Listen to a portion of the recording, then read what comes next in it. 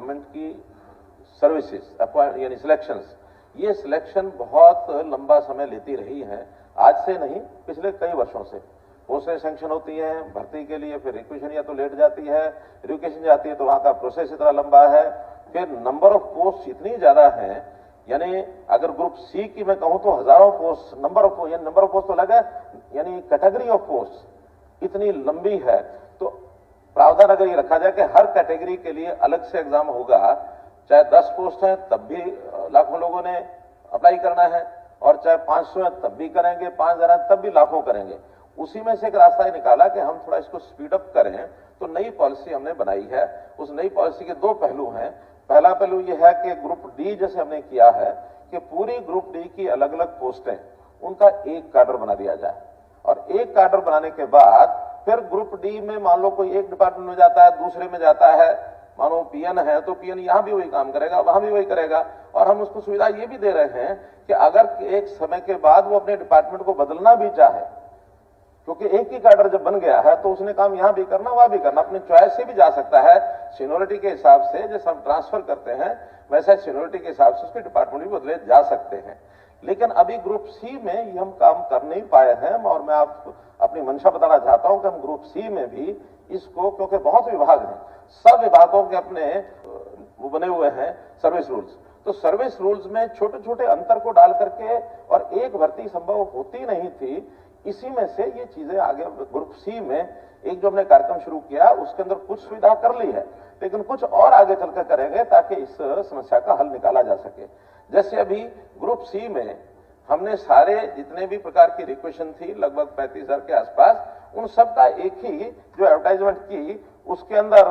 जो कुल एप्लीकेशन आई है 11,22,000 लोगों ने अप्लाई किया है, और उसके बाद 3,59,000 हमने सीईटी फेज 1 क्वालिफाई किया है। अब 3,59,000 के बदले में भी 501 यानी टाइप्स ऑफ पोस्ट ये है। अब 501 एग्जाम लेने से आगे, क्योंकि उसमें सबके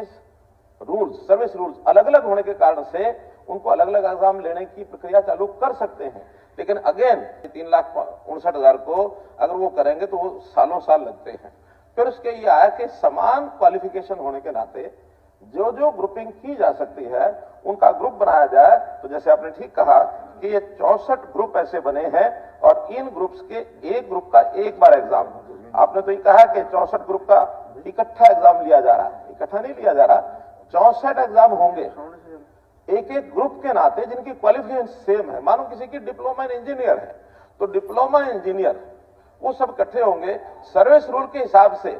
ये अलग बात है कि उसमें पहले एग्जाम हमने वो, यानी हमारी जो कमीशन है उन्होंने तय किया कि जिनमें संख्या ज्यादा है, वो 56 और 57 दो ग्रुप ऐसे थे जिनमें संख्या ज्यादा थी,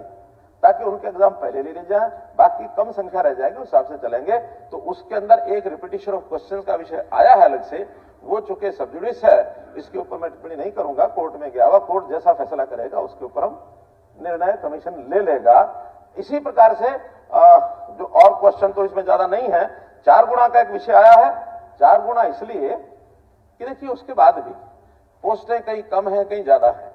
तो इसलिए हर एक पोस्ट के लिए अलग से सारी संख्या को बुलाना उसकी बजाय, कहीं मान लो 25 लोग सिलेक्ट हो रहे हैं, तो जो एक क्वालिफाई करके सीटी 1 आया है, इसका मतलब उनकी भी एक मेरिट बनी है, और जब मेरिट बनी है तो 25 की जगह 100 लोगों का टेस्ट लेकर के उस 100 में भी अगर व्यक्ति नहीं आता है तो कमीशन का मानना है कि उसके बाद वाले आने की संभावना नहीं है। 100 में से 25 लोग सिलेक्ट हो जाएंगे, 75 में से बाकी जगह किसी ने अप्लाई किया हुआ है तो वो 4 गुणा में आएगा तो वो सिलेक्ट होगा, इसलिए 4 गुणा का रखा है। ठीक है, इसका विरोध हुआ है, हम इसका एक इसके बाद सरकार विचार करेगी कि हमने इसको कैसे लेना है।